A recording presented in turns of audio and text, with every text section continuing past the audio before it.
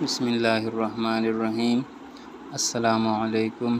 कैसे हैं आप सब? उम्मीद करता हूँ आप सब ठीक होंगे। Welcome to my channel Beginners English. हमने नाम इसलिए इसका बिगिनर्स इंग्लिश रखा है कि इसमें हम आपको सिंपल उर्दू में यानी हिंदी में इंग्लिश के जो बुनियादी ग्रामर्स के जो रूल्स हैं वो समझाएंगे। इसलिए अगर आप चैनल पर नए हैं तो चैनल को सब्सक्राइब कीजिएगा, दोस्तों के साथ शेयर भी कीजिए ताकि आपको हर आने वाली वीडियो बर वक्त मिल सके।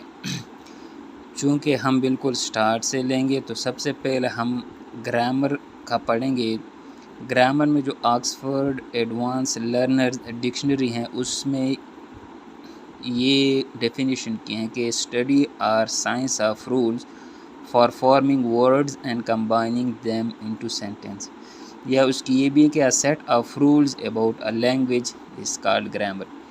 यानी किसी लैंग्वेज के, किसी ज़बान के जो कवायद और ज़वाबित होते हैं और जिसकी मदद से हम फिर वर्ड्स यानी कि हरूफ, अल्फाज और उनको फिर कंबाइन करके एक साथ करके प्रॉपरली जो सेंटेंसेस यानी फ़िक्रे बनाते हैं उसको हम क्या कहते हैं? ग्रामर कहते हैं।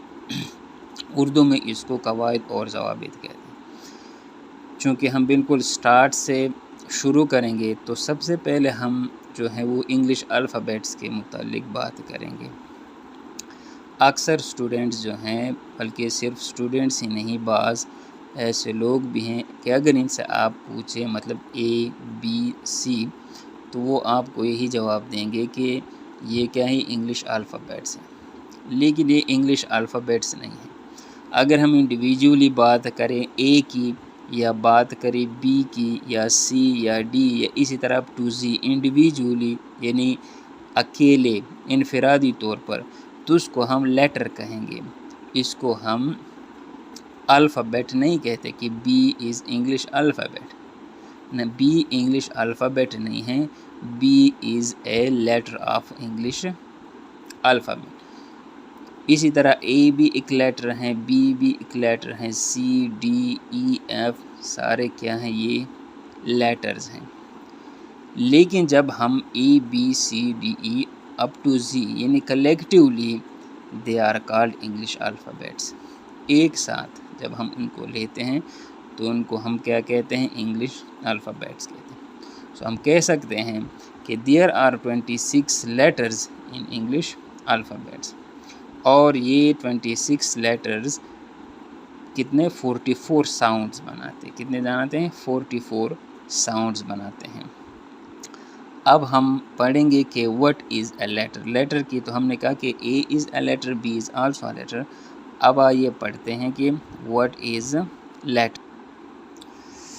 अल्फ़ाबेट्स की हम तारीफ़ इस तरह, डेफिनेशन इस तरह करेंगे कि set of letters or symbols in a fixed order. एक फिक्स्ड ऑर्डर में होंगे used when writing a language. जब हम एक लैंग्वेज लिखते हैं, किसी ज़बान यानी कि इंग्लिश ज़बान की हम बात कर रहे हैं, तो जो फिक्स्ड ऑर्डर होगा सिंबल्स का तो उसमें हम क्या कहते हैं? उसको हम लेटर कहते हैं। जिस तरह कि A B C up to G. Letter की चूँकि मैंने कहा कि अब हम लेटर की वो पढ़ेंगे डेफिनेशन के। लेटर किसको कहते हैं?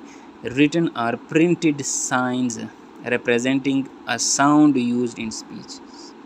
मतलब जो स्पीच में हम जो एक रिटन या प्रिंटेड साइंस जो अलामात होते हैं वो क्या रिप्रेजेंट करेंगे? एक साउंड, एक स्पेसिफिक आवाज़ वो रिप्रेजेंट करेंगे। उसको हम क्या कहते हैं? लेटर कहते हैं। जिस तरह के है मैंने लिखा कि ए एम बी के एल एट्सेट्रा, तो ये ए जो है अ की आवाज़ देता है, एम जो है म की आवाज़, ब क ल, ये लेटर जो है ये एक स्पेसिफिक साउंड हमें देता है। और ये क्या है? ये प्रिंटेड साइंस हैं या रिटन साइंस है। तो ये अ म ब ख ल एट्सेट्रा वगैरह, इनको हम क्या कहते हैं? इनको हम लेटर्स कहते हैं। अब ये 26 लेटर्स हैं इंग्लिश अल्फ़ाबेट में। तो इसमें जो हैं, इसमें भी फिर दो आते हैं। इसमें एक वावल्स हैं और इसमें कॉन्सोनेंट है। वावल्स जो हैं दे आर 5। वो क्या हैं? ए ई आई ओ यू।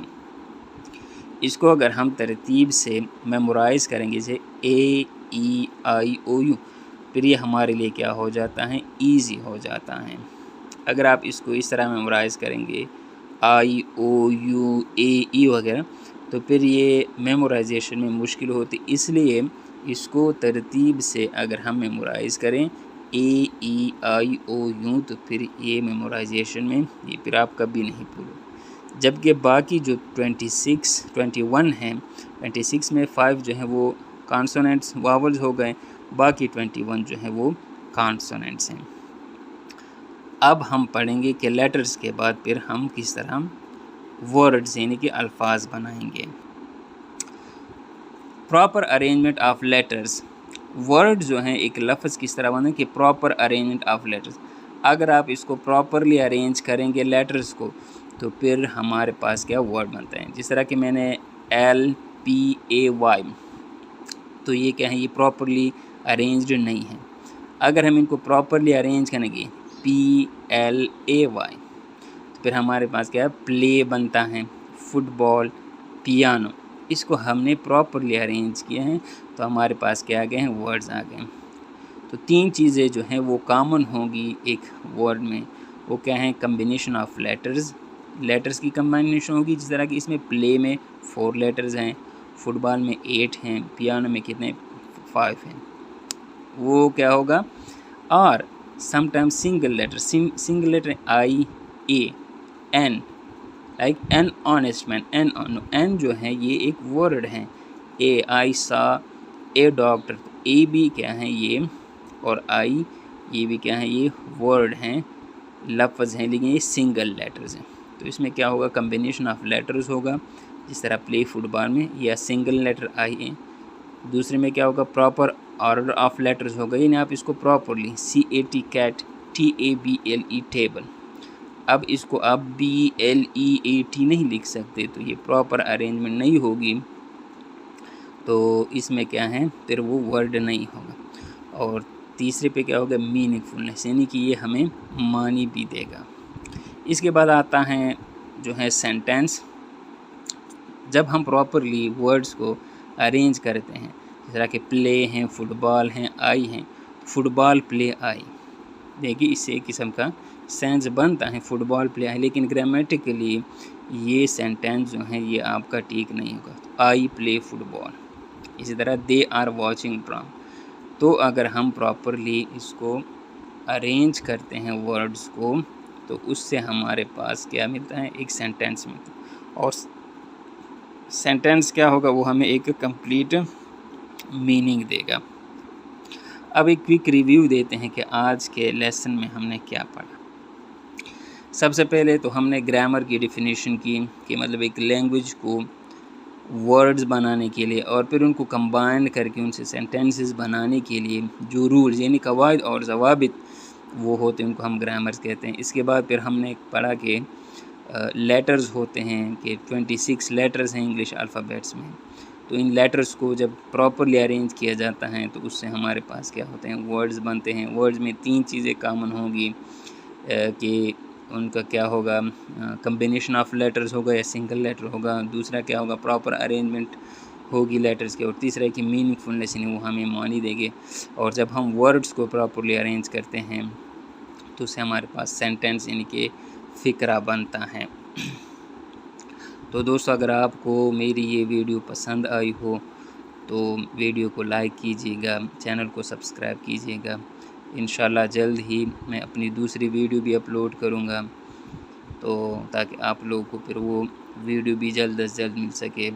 और इस तरह इंशाल्लाह आसान उर्दू में आपको मैं इंग्लिश के जो बुनियादी ग्रामर्स हैं वो समझाऊँगा।